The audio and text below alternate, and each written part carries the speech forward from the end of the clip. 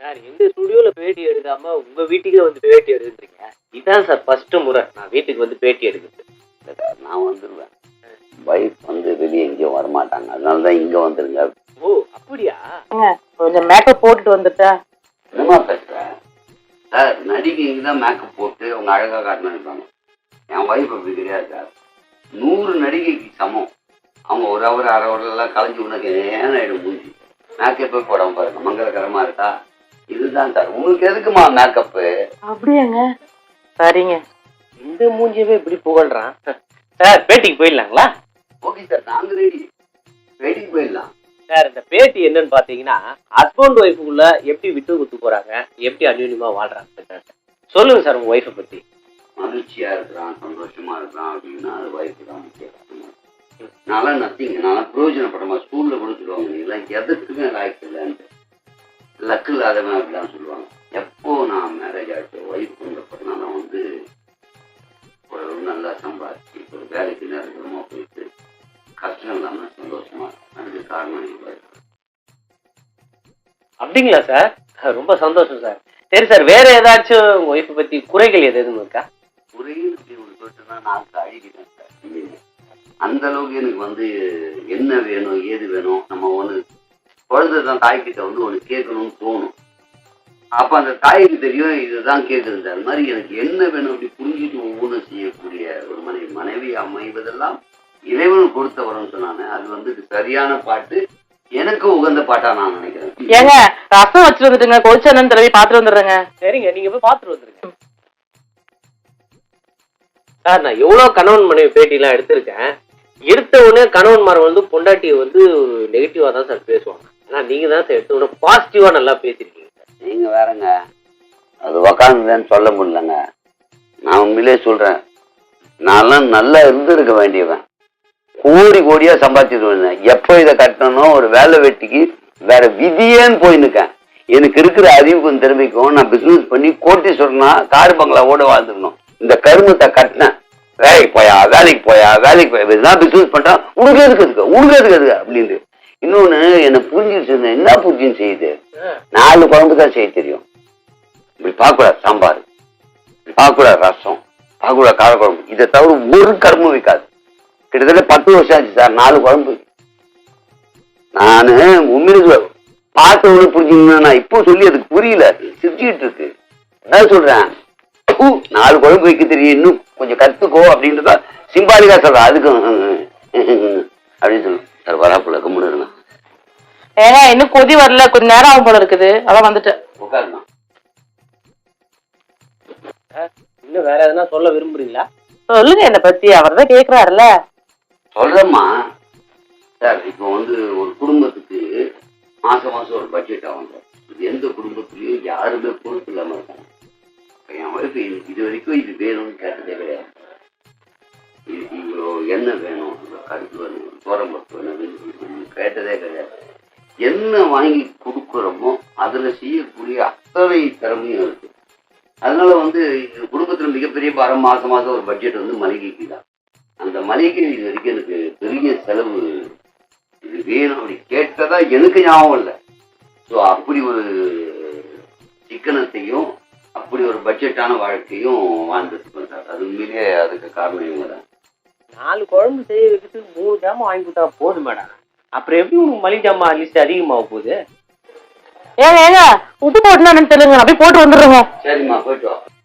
பாருங்க, உப்பு போட்டோமா உரப்பு போடணும் போது ஞாபகம் இல்லாம ஒரு சமையல் அதை நான் சாப்பிட்டு இருக்கேன். இன்னொன்னு சொன்னேன்ல, என்ன வாங்கி கொடுத்தாலும் பரவாயில்லன்னு. என்ன வாங்கி போடணும்னு அதுக்கு தெரியாது, உண்மையிலே தெரியாதுங்க. இந்த மாசம் 1/2 கிலோ மொத்த காலி பண்ணணும். அது என்னமோ 30 நாள் தீர்த்தே ஆகணும்ன்ற மாதிரி டெய்லி மாத்திரை போடுவாங்கல்ல, 30 நாள் மாத்திரை. அது மாதிரி ஓரம்பருப்பு, கடலப்பருப்பு, உளுத்தம்பருப்பு, வெந்தயம் எதை வாங்கி வச்சாலும் அந்த மாசத்துல காலி பண்ணுவாங்க. இப்படி ஒரு ஜென்மத்தை நீங்க பாத்துருக்கீங்களா? அதே மாதிரி என்ன வாங்கி போடுறதாலும் நான் தான் வாங்கி போடுவேன்னு தெரியல, அப்படியே இழிச்சது இல்ல. என்ன வாங்கணுன்னே தெரியாது சார். என்ன வாங்கணும் என்ன, ஏன்னா என்ன குழம்புக்கு என்ன போடணும் தெரிஞ்சாதானே அதெல்லாம் வாங்க சொல்லுவாங்க. அதாவது ஒரு கருமமும் தெரியாத அவங்க வீட்டுல சொல்லி கொடுத்து 4 குழம்பு, தோரம்பருப்பு வச்சு சாம்பார், கார குழம்புக்கு மிளகாத்தூள், வேற ஏதோ மோர் குழம்பு ஏதோ இது அப்படியே தாளிச்சு கடுகுலாம் போட்டு வச்சிடும். அப்புறம் 4வது ஏதோ ஒரு குழம்பு சுண்ட குழம்பு ரசம் ஒண்ணு இருக்கும். இல்ல சார், ரசத்துல ஒரு விஷயம் சொல்றேன், ஒரு நிமிஷம் வந்துடும். இன்னைக்கு சூப்பர் ரசம் அப்படின்னு சொல்லுவாப்புல. நமக்கு தெரியும் எல்லா கருமும். பூண்டு கொஞ்சம் எக்ஸ்ட்ரா போட்டா பூண்டு ரசமா, மிளகு கொஞ்சம் வச்சு போட்டா மிளகு ரசமா, தக்காளி கொஞ்சம் ஜாஸ்தி போட்டா தக்காளி ரசமா, பருப்பு இந்த குழம்புக்கு எடுப்பாங்கல்ல அது எதுனா பருப்பு ரசமா, விதவிதமான ரசம் வைப்பாங்க. வயிறு வரிங்க எனக்கு. இது மாதிரி ஜென்மம் என்னைக்கு கிடைச்சதோ எனக்கு அன்னிலிருந்து வயிற்றுச்சலா இருக்கு. ஒரு பட்ஜெட் பார்க்க தெரியாது, நல்லா சமைக்க தெரியாது, எதுவுமே வராப்பல. அப்படியே இருங்க, அப்படியே இருங்க. ஏங்க உப்பு போட்டிருக்குங்க, நான் தாங்க மறந்துட்டு போய் செக் பண்ணிட்டேன். மறுபடியும் உப்பு மட்டும் தான் போடலீங்களா? பரவாயில்ல. பத்த வச்சிருக்காரு.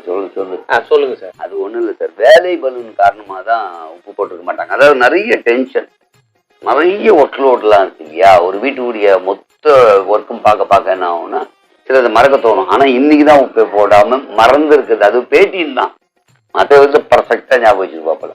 அதே மாதிரி எல்லாரும் என்ன சொல்லுவாங்க, ஒரு ஃபங்க்ஷன் போகணும்னா ட்ரெஸ்ஸுக்குலாம் நிறைய செலவு பண்ணுவாங்க. அந்த மாதிரி ஒரு கஷ்டத்தை எனக்கு இந்த நாள் வரைக்கும் கொடுத்ததில்ல சார். இந்த நாள் வரைக்கும் இந்த மாதிரி எனக்கு அந்த ஃபங்க்ஷன் போக அந்த ட்ரெஸ் வேணும், இந்த ட்ரெஸ் வேணும், இப்படியெல்லாம் எதுவுமே கேட்டதில்லை. இப்படி மனைவி அமைவது 7 14 ஜென்மத்துல புண்ணியம் பண்ணவனுக்கு தான் கிடைக்கும். அந்த புண்ணியம் நான் செஞ்சிருக்கேன். அது என் மூதாதையர் பண்ணாங்களோ அல்லது நான் பண்ணணும் எனக்கு தெரியாது.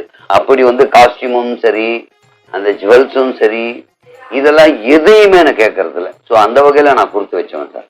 இப்போ வேணா மேக்கப் போட்டு வரட்டான்னு கேட்டுச்சு. ஏன்னா பேசுறான் பாரு, இருந்தா ஒரு பேச்சு, இல்லாத போது ஒரு பேச்சு. அடுத்து சொல்லுங்க சார். ஏங்க நான் சொல்லட்டுமாங்க? சொல்லுங்க மேடம். ஏங்க அகத்தின் அழகு தாங்க முக்கியம், முகத்தின் அழகு முக்கியமாங்க அப்படின்னு கண்ணதாசன், பாரதியார், வள்ளுவர், வாலி, வைரமுத்து, இன்னும் நிறைய பேர்லாம் இருக்காதான் நான் மறந்துட்டேன். அதான் அவங்க மறந்தது யாருன்னா அவங்க அம்மா இந்த வீட்டுக்கு வரும்போதே அவங்க சித்தப்பா பெரியப்பா எல்லாமே சொல்லியிருக்காங்க. அகத்தின் அழகு, முகத்தின் அழகு, அப்படிலாம் நிறைய பழமொழி, பொன்மொழி எல்லாம் சொல்லி அனுப்பிச்சிருக்காங்க. அதனால சொல்றேன் சார், இவங்க எதையுமே நம்ம கேட்கறது இல்லை. அப்படி ஒரு வரம் எல்லாரும் கிடைக்குமான்னா அது ரொம்ப கஷ்டம். அதுக்காக நான் டெய்லி நம்ம கையெழுத்து கும்பலாம். அது கணவன் மனைவியை கையெழுத்து கும்புறது ஒரு பாவ செயல் அப்படின்றதுனால நான் கும்புறது இல்லை.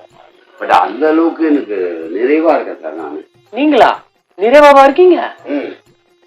ஏங்க ரசம் கோச்சிருக்கோம், போய் பாத்துட்டு விட்டா. ஆமா பாத்துட்டு வா, போய் பாத்துட்டு வந்துருங்க.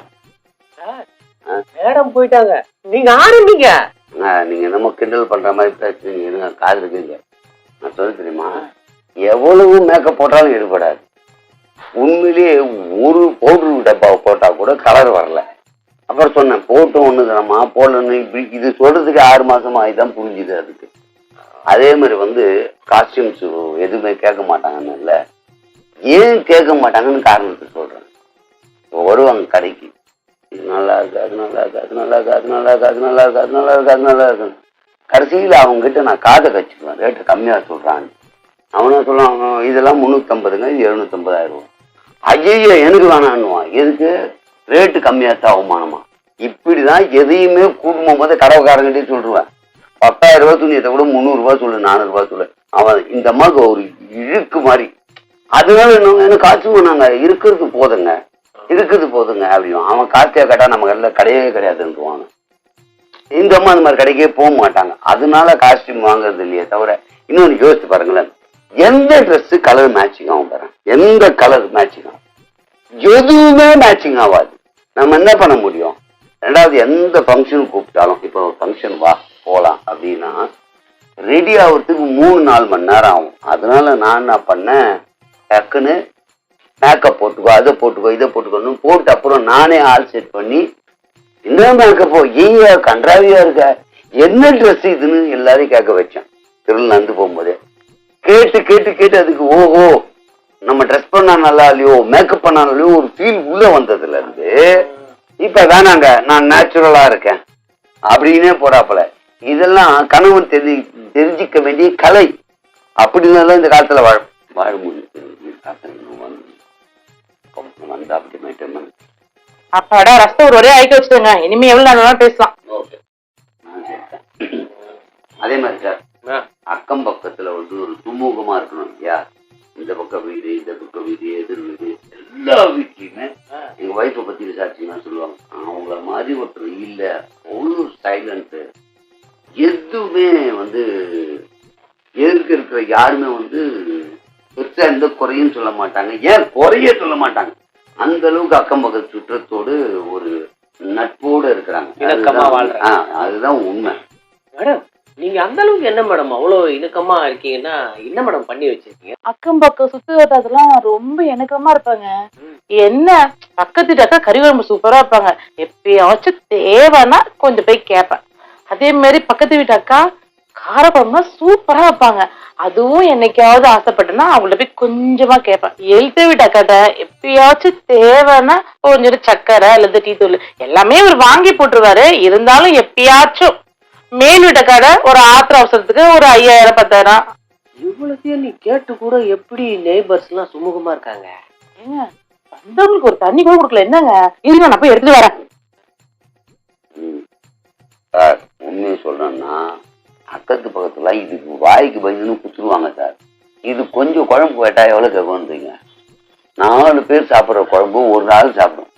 கொஞ்சம் குழம்பு கொடுக்கானா அன்னைக்கு செஞ்ச குழம்பே குத்துருவாங்க.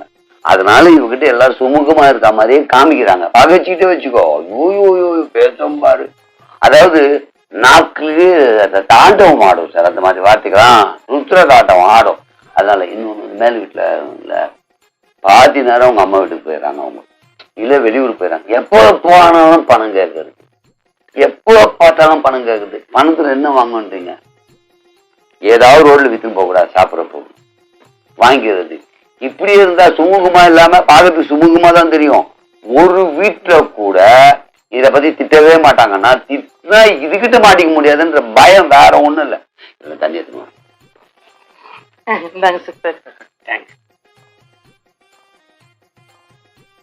சார் வேற ஏதாவது சொல்லணுமா?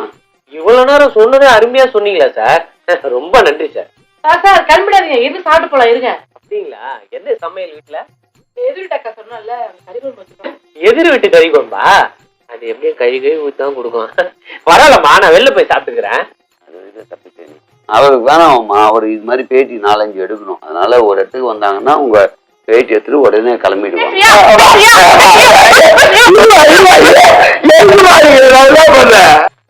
என்ன பிரச்சனையா? இரு மொபைல் எடுத்து வா. எதுக்கு பச்சா, எதுக்கு மொபைல் எடுத்துன்னு வரா? ஒன்னும் புரியலையே. அம்மா ஓ ஆமா இத பாரு. ஐயோ அத பாரு, எல்லாத்தையும் போட்டு விட்டுருக்காங்க. சார் என்ன சார் அழுதுனுக்கிறீங்க? உங்க கண்டென்ட் சம வயசுல போயிருக்கீங்க சார். எதுல கட் பண்ணி போடணுமா போடாம மொத்தத்தை போட்டு எனக்கு கும்பிக்க இருக்கிறான். ஏமா நல்லா யோசிச்சுப்பார், நான் உன்னை பத்தி நல்லா பேச மட்டும் போட்டுக்கணும். மொத்தத்தை போட்டு அவனுதான் மாட்டி அடிக்கணும். ஆமால மொபைல் குடி. எதை கட் பண்ணி போட தெரியாது.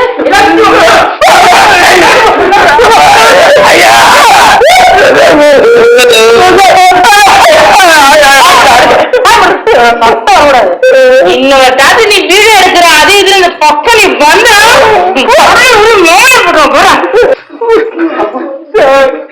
எப்படி சார் அது கூட குடும்பம் நடத்துறீங்க? குடும்பத்துல கும்மி வச்சு